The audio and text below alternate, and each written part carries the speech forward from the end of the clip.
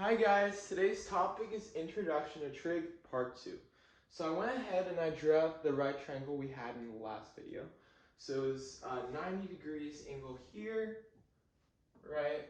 And we're trying to find the theta angle here. And we can't use the angle right here, so we have to use the sides. We learned about the free trig ratios. So sine theta, cosine theta, and then tangent theta. And the abbreviation that helps us find the formulas for each of the ratios. So, toa, right? Okay, so now that we know that, we're going to be learning 3 more trig ratios. I know what you're thinking, Aaron, why is there more? Well, these 3 new trig ratios are just as essential as these 3, okay? So let's start it off, right? So we have cosecant theta, we have secant theta, and we have cotangent theta, all right?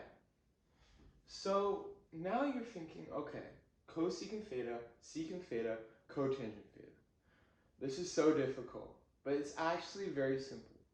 So these 3 ratios are simply just the reciprocals of these 3 ratios. So let's start with cosecant theta, right? So cosecant theta is really just going to be 1 over sine theta.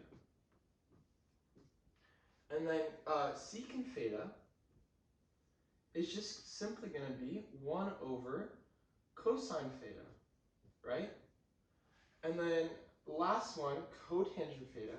Cotangent theta is the easiest to remember because how you spell it out, right? It's just cotangent, right? So it literally has tangent in the name, right? So that's probably going to tell us that it's going to be the reciprocal of tangent here. So 1 over tangent theta, right? So cool. Now we have 3 more trig ratios and we have 3 more formulas, right? So now let's do an example so that you guys can fully understand this, right? So let's use the example from the last video.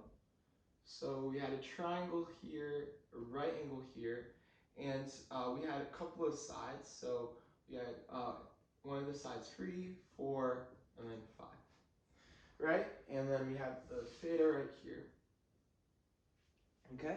So in the last video, we learned about the Pythagorean theorem. That is a squared plus b squared is equal to c squared. And we learned that you cannot basically use these trig ratios unless you have a triangle that has the Pythagorean theorem. Right?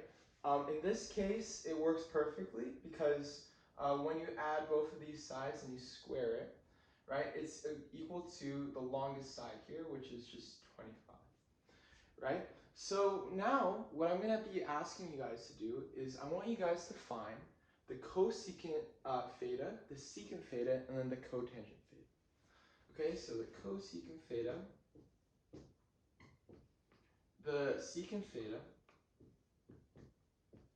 and then the cotangent theta.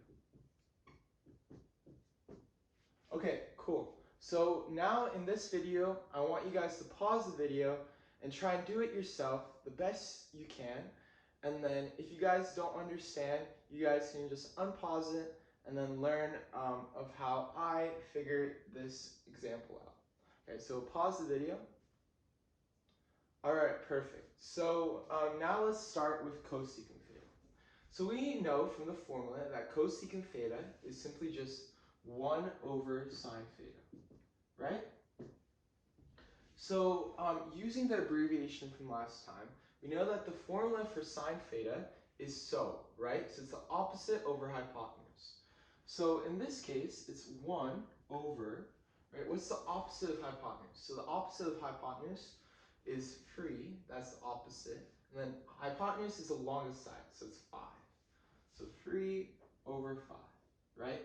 And when you flip it around, when you do the reciprocal of this, you get 5 over 3, right? So now let's do the secant theta.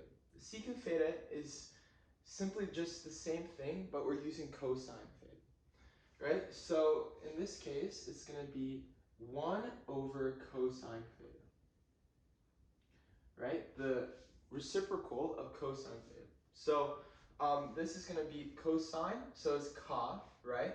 So it's adjacent over hypotenuse. Adjacent one here is 4. The hypotenuse is the longest side, so it's 5. So it's going to be 1 over, right, 4 over 5. That's going to be equal to simply just flipping it around, so 5 over 4. Right? And finally, we have the cotangent theta, which is, as you know, is just the reciprocal of tangent theta. So simply it's just going to be 1 over TOA, which is opposite over adjacent. So opposite here is 3. The adjacent is 4, so it's 3 over 4. And when you flip it around, when you do the reciprocal of this, right, it's going to be 4 over 3. And that's it. That's how you guys figure out the 3 more trig ratios. Thanks for watching.